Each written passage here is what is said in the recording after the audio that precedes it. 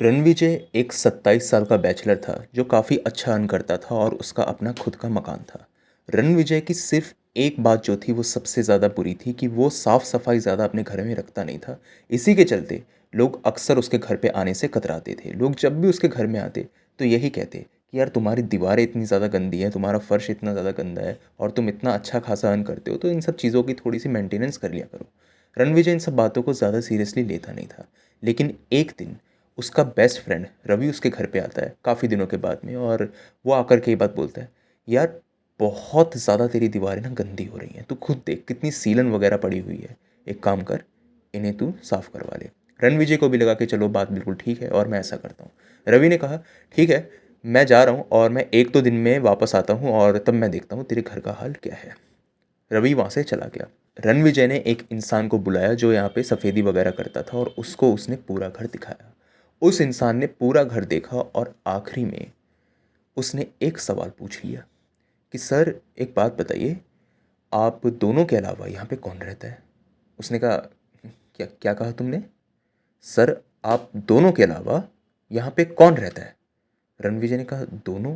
पीछे उसने मुड़ के देखा तो पीछे कोई नहीं। रणविजय ने कहा भाई साहब, क्या ढंग से दिख नहीं रहा है आपको, या चश्मा वश्मा आपका नंबर वगैरह सब बढ़िया है ना? मैं यहाँ पे अकेले रहता हूँ।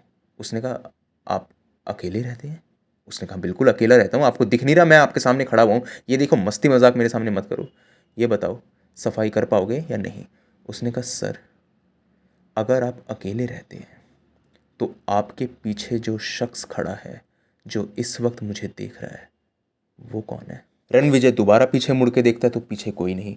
इतने में रणविजय कहता है चलो ठीक है, मैं अभी आपके लिए ज़रा ठंडा पानी लेकर के आता हूँ, आप यहाँ पे बैठिए।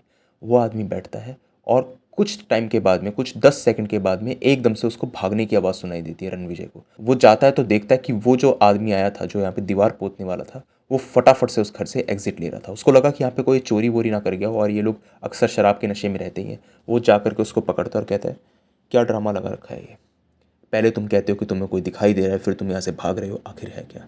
उसने एक बात बोली, सर आप इस घर में कब से रह रहे हो? आप अभी अभी इस घर में शिफ्ट हुए हो? उसने कहा नहीं, मुझे इस घर में रहते हुए 7 साल हो चुके हैं, कोई भूत प्रेत का कोई चक्कर नहीं है, ये सब बातें मेरे सामने नहीं चलेंगी। तुम मुझे ये बताओ तुम भाग क्यों रहे थे? उसने कहा सर आपके ऊपर एक ऊपरी साया मंडरा रहा है, जितनी जल्दी हो सके इसका इलाज कराइए। और वो जो शख्स जो मुझे देख रहा था ना, वो बहुत गुस्से भरी नज़रों से देख रहा था। उसने मुझे एक बात और कही है कि अगर मैं आपके और उसके बीच में आया तो वो मुझे जान से मार देगा। इतना उसने बोला और हाथ छुड़ा करके वो भागने लगा। उसने पीछे कुछ रणविजय के देखा और बहुत डर के वो भाग गया। रणविजय को समझ नहीं आ रहा था कि आखिर ये सारी दिक्कतें चल क्या रही है। उसने रवि को इधर कॉल लगाई तो रवि का जो फ़ोन था वो इधर बिजी आ रहा था। वो रवि को बताना चाह रहा था कि आज जब तू सुबह आया तो उसके बाद शाम को जब मैंने इधर उसको बुलाया पुताई करने वाले को, तो उसने ये सब ड्रामा कर दिया। अगले दिन उसने किसी दूसरे आदमी को बुलाया और उसको कोई दिक्कत नहीं लगी, उसने पूरा घर यहाँ पे पेंट कर दिया। रणविजय को भी लगा कि उसी इंसान के अंदर दिक्कत होगी और ये लोग जो है ज़्यादा पैसा वैसा डिमांड करते ही हैं, तो शायद इसी के चलते वो ऐसी बहकी बहकी बातें कर रहा था। उस रात जब सारा काम कंप्लीट हो गया, वो शांति से जा करके अपने बिस्तर पे सो रहा था, क्योंकि आज का जो दिन था वो काफ़ी हेक्टिक बीता था उसका। जब उसकी आंख लगी ही थी, कुछ 10 मिनट ही हुए होंगे लेटे हुए उसको, कि उसको अपने घर के हॉल में किसी के घूमने की साफ आवाज़ सुनाई देती है। वो उठता है और जा कर के जब वो हॉल में देखता है लाइट जला करके, तो वहाँ पे कोई नहीं था। लेकिन हाँ, घूमने की आवाज़ अभी भी उसको महसूस हो रही थी। इतने में उसको ऐसा लगता है कि कोई उसके पीछे है और किसी ने उसके कंधे पर हाथ रखा है। जब वो पीछे मुड़ के देखता है तो पीछे कोई नहीं। उसको उसी आदमी की कही हुई बात याद आ रही थी कि सर आपके ऊपर एक साया मंडरा रहा है। रणविजय पूरा चिट्ठा किट्ठा खोल डालता है पिछले 2-3 महीनों का, कि उसने किसी के साथ कुछ बुरा तो नहीं किया, कहीं उसने किसी टोटके पर पैर तो नहीं रख दिया, कहीं कोई से जेलस वगैरह तो नहीं है, ना तो कोई उसका दुश्मन था, और भगवान वगैरह में वो काफ़ी ज़्यादा मानता भी था। तो उसने तो कोई ऐसा काम नहीं किया था जिसके चलते ये सारी दिक्कतें हों। लेकिन जो अभी उसने महसूस किया वो एक भ्रम तो नहीं था। उसने सोचा कि शायद मैं इसके बारे में ज़्यादा ही सोच रहा हूँ और ये भ्रम हो भी सकता है। वो जाकर के दोबारा अपने बिस्तर पे इधर सोने लगा तो अचानक से उसके बेड के सिरहाने जो इधर नाइट लैंप रखा होता है वो एकदम से ज़मीन पर गिर जाता है और लुढ़कते लुढ़कते वो एक कोने पर जाकर टकरा जाता है। ये सारी चीज़ें जो थी ये अपने आप हो रही थी। इतने में वो देखता है कि उसके जो घर का पंखा है वो भी इधर कांपने लगा है और उसको किसी का चेहरा यहाँ पे दिखाई देता है, एक चेहरा जो जाना पहचाना सा था, और वो शख्स उसको देखकर मुस्कुरा रहा था। उसके चेहरे के ऊपर कोई भी यहाँ पे दाग नहीं या कोई खून वगैरह नहीं था। अंधेरा इतना ज़्यादा था कि उसको देखा नहीं जा सकता था। उसने एकदम से लाइट जलाई तो जैसे भूकंप के बाद एकदम शांति होती है ना, वैसे उसके घर में शांति छा गई। उसको समझ नहीं आया कि ये सब कुछ क्या हो रहा है कि उसके बाद में उसको हॉल में किसी के बॉल के साथ खेलने की आवाज़ सुनाई देती। प्लास्टिक की बॉल आपने देखी होगी, उस बॉल को कोई दीवार पे देकर मार रहा था और वो बॉल वापस आ रही थी। उसको अभी तक ये सिर्फ आवाज़ लग रही थी, लेकिन जब वो जा करके देखता है तो लिटरली वो देखता है कि किसी ने बॉल को दीवार पे फेंका, बॉल बाउंस करके वापस आई और हवा में रुक गई। ये चीज़ वो देखता है और इसको देखते के साथ में ही उसके पैरों तले ज़मीन खिसक जाती है। सोच करके देखिए, किसी शख्स के साथ में ऐसा हो और उसको अंदाज़ा तक ना हो कि उसने कौन सी गलती करी है, किस आत्मा से, किस चीज़ से उसका पाला पड़ा है, तो उसका क्या हाल होगा। एक बार को आप रणविजय की जगह अपने आप को रख करके देखिए। रणविजय ने आप देखा ना ताव, उसने अपने बेस्ट फ्रेंड रवि को उसी वक्त कॉल लगाया और रवि को उसने कहा, भाई तू फटाफट से मेरे घर आ जा, आज रात तू मेरे साथ सो जा, मैं अकेला नहीं सो सकता और तू मानेगा नहीं अगर मैं तुझे बताऊंगा तो मेरे घर में क्या क्या दिक्कत हुई है। रवि आता है, कुछ 25 मिनट की दूरी पर घर था दोनों का। रवि आता है और रवि को पूरी बात रणविजय शुरुआत से अंत तक बता देता है कि जब से वो मिस्त्री आया था ना, तब से ही घर के अंदर दिक्कतें चालू हुई हैं, उससे पहले कुछ नहीं था। रवि कहता है, कोई बात नहीं, एक काम करते हैं, तू और मैं जो है ना, हम लोग आज इसी घर में सो जाते हैं, कोई दिक्कत की बात नहीं। मैं हूं ना यार, क्या भूत प्रेत, मैं तो हमेशा से तेरे को कहता हूँ भूत प्रेत जैसी चीज़ें होती नहीं है, और तू ये थोड़ा ना शराब वराब कम पिया कर।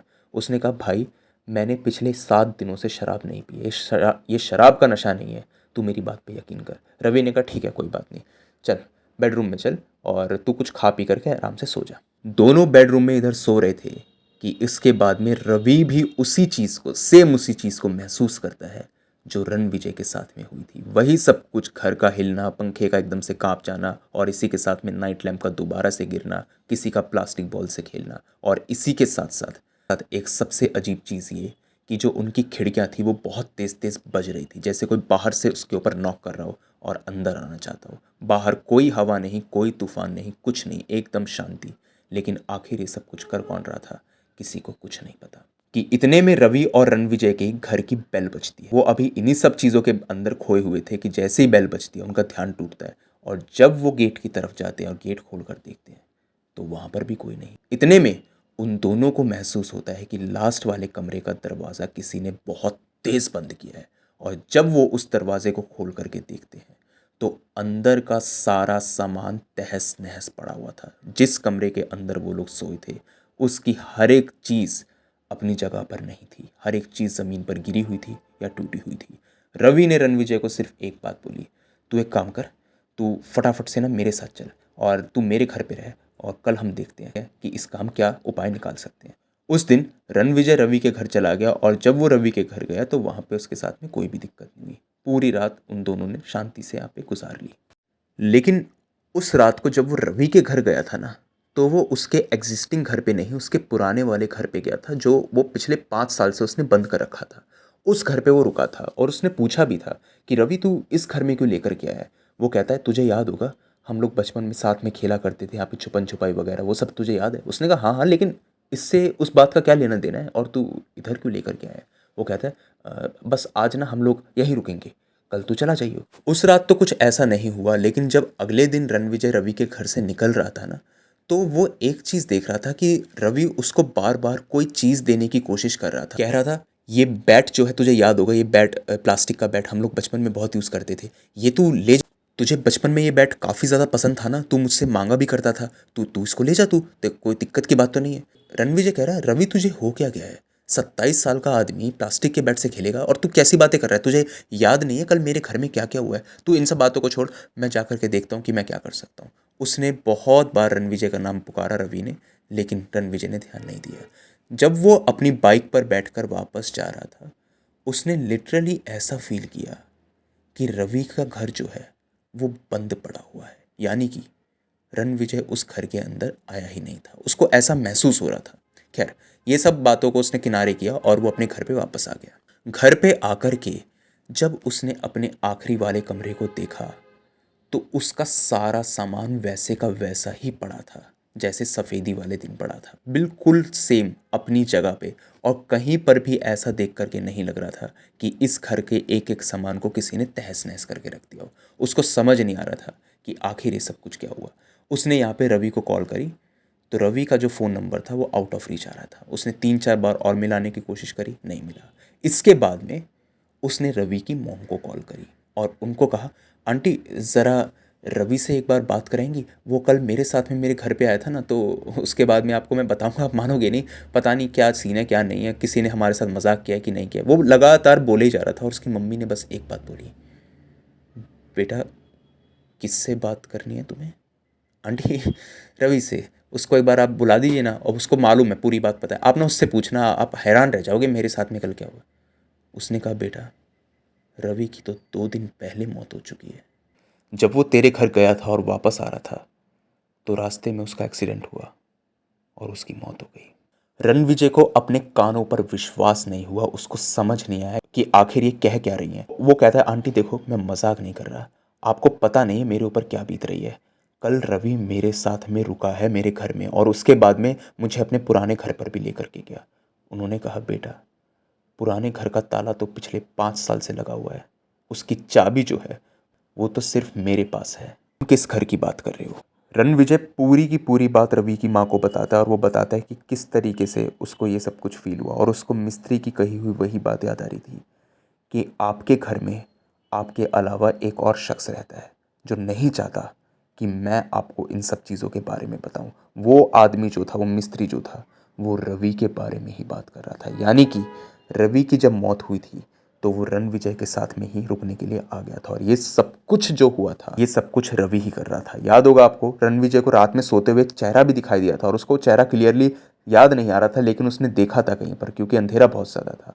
वो चेहरा भी रवि का ही था और वो जिसके घर पे रुका था वो भी रवि था। रवि की माँ ने आगे बात बताई, बेटा तुमने कुछ लिया विया तो नहीं ना, या कोई वादा वगैरह तो नहीं किया उससे? उसने कहा, नहीं आंटी, वो मुझे बैट देने की कोशिश कर रहा था, वो प्लास्टिक का बैट, आपको याद होगा बचपन में हम खेलते थे। उन्होंने कहा, बेटा ऐसी आत्माओं से कभी भी कोई भी चीज़ मत लेना। अगर तुमने उससे वो बैट ले लिया होता ना तो शायद वो तुम्हें जान से मार भी देता। तुम्हें जल्द से जल्द अपना इलाज कराने की ज़रूरत है। कहीं पर भी जाओ, तुम भी दरगाह मस्जिद मंदिर कहीं पर भी जाओ, लेकिन तुम अपने आप को दिखाओ ज़रूर। हो सकता है कि रवि की आत्मा तुमसे अटैच हो गई हो, क्योंकि कई बार ऐसा होता भी है कि मरने के बाद लोग इतनी आसानी से मुक्त नहीं हो पाते। वो इधर किसी मंदिर वगैरह में भी गया था और वहाँ पर भी पंडित वगैरह ने बस एक बात बताई थी कि इसके हाथ से जो है दान पुण्य वगैरह कराना है और उसके बाद में उसकी आत्मा चली जाएगी। ऐसा हुआ भी, लेकिन उसके बाद में भी कुछ 13 दिनों तक उसको रवि का कॉन्टिन्यूस सपना आया और उसको लगातार अपने घर में ऐसा फील होता था कि रवि वहाँ पर मौजूद है। लेकिन 13 दिन के बाद में जब उसकी 13वीं हो गई तो उसके बाद से उसके साथ में कभी कोई ऐसी चीज़ नहीं हुई। लेकिन आज भी जब भी वो रवि के बारे में याद करता है तो उसकी रूह कांप जाती है, क्योंकि जो उसके साथ में उस रात को हुआ था और जो शख्स उसके साथ में रुका था वो जिंदा या जीता जागता शख्स नहीं था, वो रवि की आत्मा थी जो उससे यहाँ पे मिलने के लिए आई थी। अब हो सकता था कि वो उसको मार भी देता। आज इन सब बातों को कुछ 3-4 साल बीत चुके हैं, उसकी ज़िंदगी वापस अपनी बिल्कुल नॉर्मल हो चुकी है। लेकिन जब भी वो रवि के पुराने वाले घर से गुजरता है तो एकदम से उसके रोंगटे खड़े हो जाते हैं, क्योंकि उसको वहाँ पे गुजारी हुई अपनी वो आखिरी रात याद आती है जब रवि उसको वो बैट दे रहा था जिससे वो बचपन में खेला करता था। तो यही थी आज की स्टोरी। आप मुझे बताइए आपको स्टोरी कैसी लगी, अच्छी लगी या बुरी लगी। इसी के साथ में अगर आपके पास में भी कोई ऐसा ही हॉरर और क्रीपी इंसिडेंट हो तो आप मेरे साथ शेयर कर सकते हैं मेरी जीमेल और इंस्टा आईडी पर। जीमेल आईडी ऊपर दिखाई दे रही होगी आपको और इंस्टा आईडी का लिंक डिस्क्रिप्शन सेक्शन में मौजूद है। दोनों ही प्लेटफॉर्म्स में से जिस भी प्लेटफॉर्म पर आप कंफर्टेबल हो वहाँ पर जाकर के अपनी स्टोरी मेरे साथ साझा कर सकते हैं। तो आज की वीडियो के अंदर बस इतना ही। अब जल्द मिलता हूँ एक अगली वीडियो में, तब तक के लिए take care. Good bye. Good bye.